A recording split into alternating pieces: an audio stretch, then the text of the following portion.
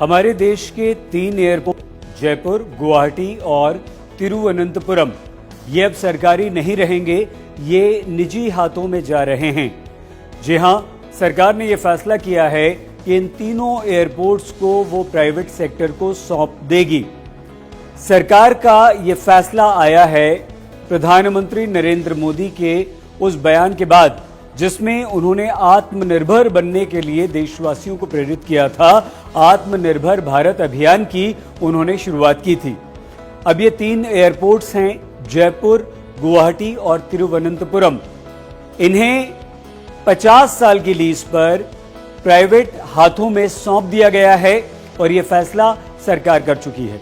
इन तीनों एयरपोर्ट्स को सरकार ने नीलाम कर दिया है और नीलामी की प्रक्रिया इस तरह से अपनाई गई कि पहले टेंडर्स मंगवाए गए और उसके बाद जिस कंपनी ने सबसे ज्यादा बोली लगाई, सबसे ज्यादा पैसे दिए, उसे सौंप दिया गया।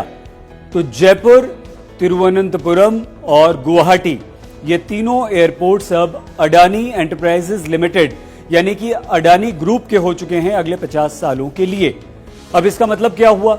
इसका मतलब ये कतई नहीं हुआ कि सरकार ने ये पूरी तरह से बेच दिया है। हां, सरकार ने इन तीनों एयरपोर्ट्स को 50 साल के लिए लीज पर अडानी ग्रुप को जरूर दे दिया है, लेकिन इसमें एयरपोर्ट्स अथॉरिटी ऑफ इंडिया की भागीदारी रहेगी जो कि सरकार के अधीन आती है।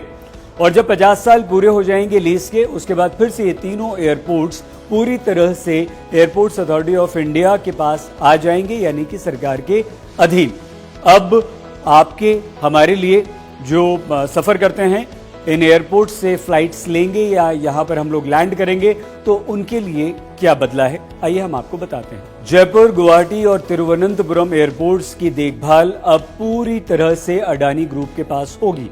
यानी कि जब आप एयरपोर्ट पर पहुंचेंगे उसके बाहर की पार्किंग, उसका इंतजाम प्राइवेट हाथों में सौंप दिया गया है, वो यही कंपनी करेगी।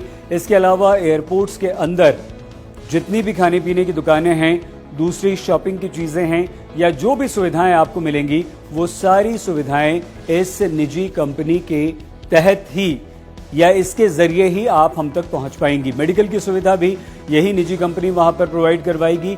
इसका मतलब यह भी हुआ कि हो सकता है कि अब आपको और हमें सुविधाएं तो बहुत ज्यादा मिलें, लेकिन हमें ज्यादा पैसा भी देना पड़ सकता है। ये देखना होगा कि किस तरह की सुविधाएं इन तीनों एयरपोर्ट्स पर आपको और हमें मिलती हैं और कितना पैसा वहां पर बढ़ता है। लेकिन ये भी हो सकता है कि अब इन तीनों एयरपोर्ट्स पर आपको और हमें ज्यादा खर्च करना पड़े या टिकट में भी एयरलाइंस के साथ कोई समझौता करके हमें ज्यादा पैसे चुकाने पड़े।